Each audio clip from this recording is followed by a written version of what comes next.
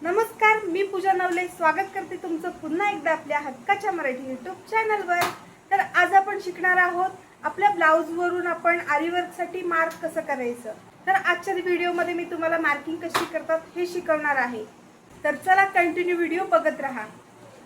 मेजरमेंटसाठी क्लायंटकडून त्यांचा शिवलेला ब्लाऊज घ्यायचा आहे।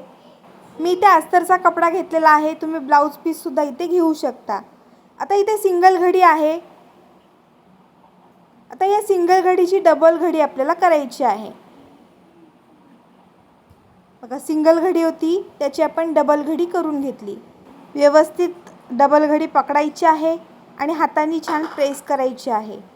बंद साईड आहे ही आता आपल्या साईडला आहे आणि ओपन साईड आहे ही पुढच्या साईडला आहे। आता छान हाताने प्रेस करून घ्यायचं आहे। बघा, आता ही ब्लाऊजचा हात घ्यायचा आहे। याची ही बंद साईड आहे आणि ही आहे ही स्टिचिंगची साईड आहे। बंद साईड आहे ही आपल्याला बंद साईडला ठेवायची आहे। बघा, खालून आपल्याला 1.5 ते 2 इंच मार्जिन सोडायचं आहे। हे मार्जिन आपण का सोडतो, कारण आपण जेव्हा रिंगला कापड लावतो तेव्हा आपल्याला ते कापड व्यवस्थित बसत नाही, त्याला एक्स्ट्रा कापड जॉईन करावं लागतं। त्यासाठी आपण इथे 1.5 ते 2 इंच आपण मार्जिन सोडत असतो। आता बघा, ही बंद साईड आहे ही बंद साईडला ठेवली। बघा, इथे हाताची शिलाई आहे, इथे एक पॉइंट घेतला।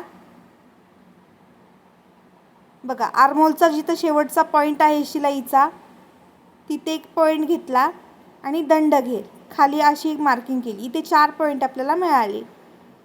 आता ही जी शिलाई आहे तिथे आपण हात ठेवायचा आहे आणि खालून चॉकने मार्क करायचा आहे।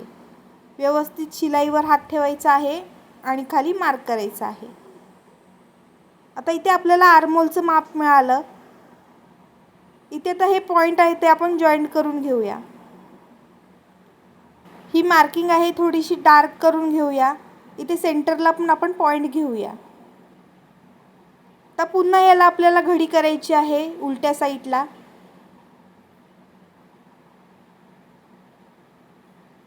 आणि ती अर्धी साईड आहे ही अशी उमटवायची आहे। टॅप टॅप करायचं आणि ही साईड आहे आपल्याला उमटवून घ्यायची आहे।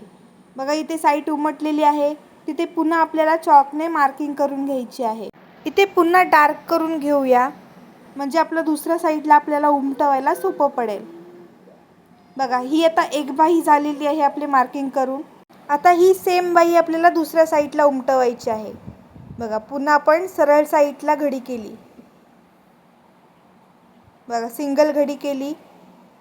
व्यवस्थित सेंटर पकडायचं आहे, नाहीतर माप चुकू शकतं। व्यवस्थित सेंटर पकडून इथे घडी करायची आहे। जर कापड वरती सरकलं तर तुमचं माप चुकू शकतं, त्याच्यामुळे इथे व्यवस्थित तुम्हाला मार्किंग करून घ्यायची आहे। बघा, इथे टॅप टॅप करून घेतलं म्हणजे आपली दुसरी साईड इथे उमटलेली आहे। आता ही उमटलेली साईड आहे ही आपल्याला डार्क करून घ्यायची आहे। बघा, ही जी साईड आपल्याला दिसत आहे उमटलेली ती आपण डार्क करून घेत आहोत।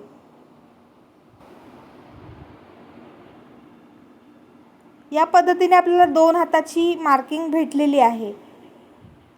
आता आपण पाठच्या साईडची मार्किंग बघूया। पुन्हा आपण सेंटर पकडायचा आहे कापडाचा,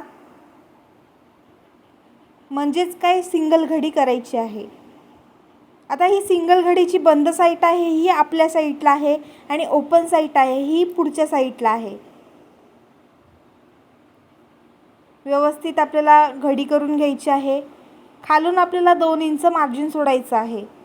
हे मार्जिन आपण का सोडतो, जर क्लायंटला उंची कमी जास्त करायची असेल तर ते इथे करू शकतात त्याच्यासाठी। आता इथे सरळ रेष मी आखून घेतलेली आहे। ब्लाऊजची घडी करून घ्यायची आहे व्यवस्थित या पद्धतीने। आता बंद साईड आहे ही बंद साईडला ठेवायची आहे कापडाच्या, आणि जी शिलाईची साईड आहे ती ओपन साईडला ठेवायची आहे। ब्लाऊज हे व्यवस्थित प्रेस करून घ्या आणि मगच ते ठेवा, नाहीतर तुमचं माप आहे हे चुकू शकतं। बघा, पहिलं माप आहे हे आपल्याला कमरेच्या साईडला टाकायचं आहे। त्याच्यानंतर आपण जिथे हात जॉईंट झालेले आहेत आपला आर्महोल आहे तिथे एक मार्किंग करायचं आहे आणि वरती जिथून आपण आपली शोल्डर पट्टी असते तिथे एक मार्किंग करून घ्यायचं आहे। बघा, जिथे जिथे शिलाई आहे तिथे तिथे मी मार्क करत आहे।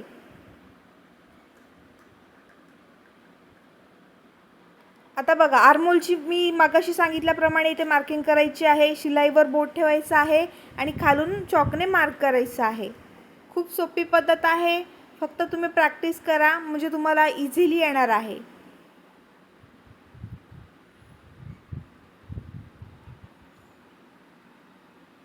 बघा आता हे पॉईंट आहेत, हे मी जॉईंट करून घेते.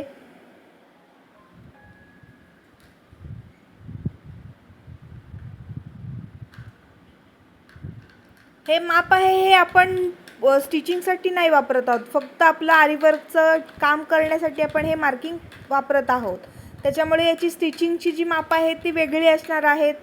ते टेलर लोक व्यवस्थित करतील. त्यामुळे आपण फक्त आपलं वर्कसाठी जे मार्किंग आहे ते बघणार आहोत. आपण इथे बोटनेकचं मार्किंग बघत आहोत. त्याच्यामुळे इथे बघा 2.5 ते 3चा तुम्ही गळा घ्यायचा आहे.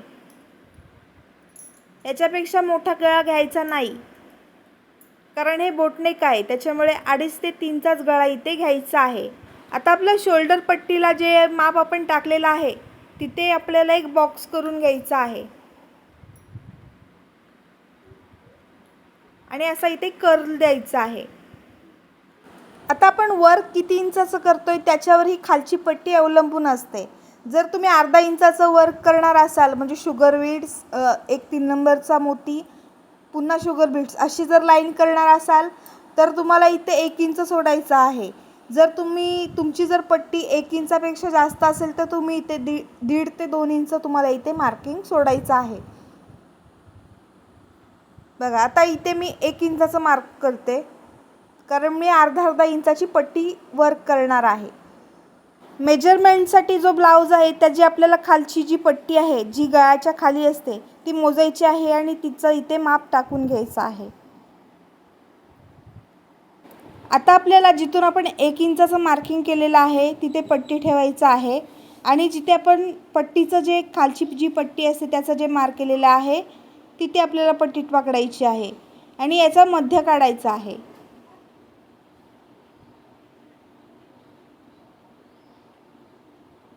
आता हा मध्य आहे पट्टीचा, हा आपल्याला बंद साईडला ठेवायचा आहे आणि या पद्धतीने आपल्याला पुढे मार्किंग करायचं आहे. सेम आपण खालचा जो पॉईंट आहे तिथे सुद्धा इथे मार्क केलं आणि वरती 1 इंचाचा जो पॉईंट आहे तिथे पण आपल्याला सेम मार्किंग करायचं आहे. आणि हा आता आपल्याला बॉक्स आहे हा तयार करून घ्यायचा आहे.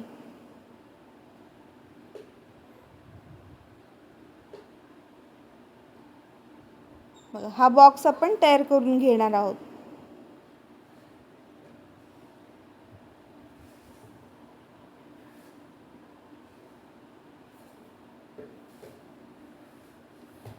आता याच्या पलीकडे तुमचं माप कोणतंही मेजरमेंट असू दे, कोणताही गळा असू दे, याच्या बाहेर जाता कामा नये.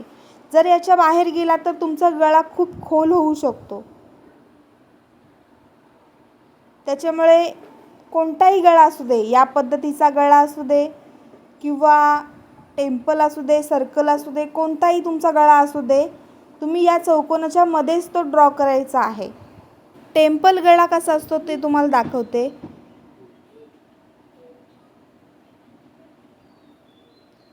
बघा इथून साधारणतः 2 इंच वगैरे माप सोडायचं खालून आणि अशी क्रॉस पट्टी पकडायची आणि 2-2 इंचावर आपण इथे मार्क करायचं. बघा 6, 4, 2 असं इथे माप केलं आणि इथे आपण असं आखून घेतलं.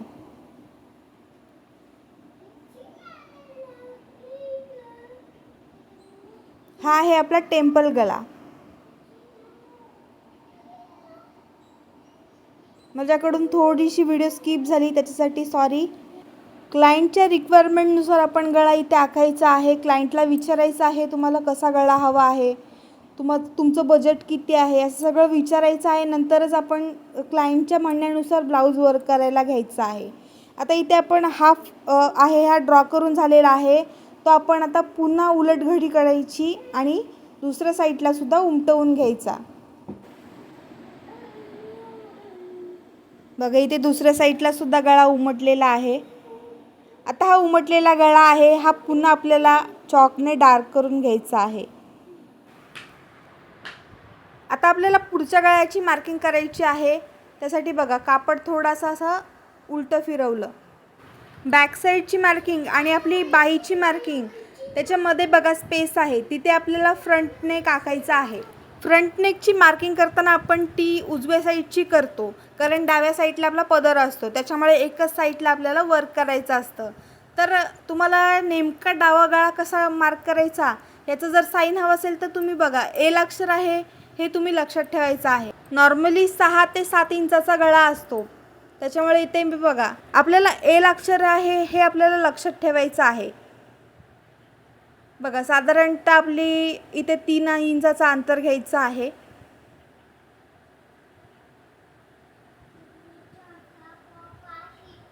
आणि असे आपल्याला मार्क करायचं आहे. इथून आता तुम्हाला थोडा कर्ल द्यायचा आहे. जर आपला गोल गळा असेल, पंचकोनी गळा असेल, तो इथे आपल्याला मार्क करायचा आहे. जो पण क्लायंटचा गळा असेल तो इथे मार्क करायचा आहे. फक्त लक्षात काय ठेवायचं, एल अक्षर. या लेटरने तुमचा गळा परफेक्टच होणार आहे, म्हणजे गळा चुकणार नाही तुमचा. कधी कधी होतं ना की आपण उजवा करायचा आहे आपल्याला आणि आपण डावा चुकून आखून बसतो आणि वर्क करतो, तर त्याचं होऊ नये म्हणून एल अक्षर लक्षात ठेवा. बघा आपण 2 हँड, बॅक साईड आणि फ्रंट नेक आपण इथे आखून घेतलेला आहे. व्हिडिओ जर तुम्हाला आवडले असेल तर नक्की लाईक करा, कमेंट करा, शेअर करा आणि आपल्या चॅनलवर जर तुम्ही नवीन असाल तर नक्की सबस्क्राईब करा. Thank you for watching.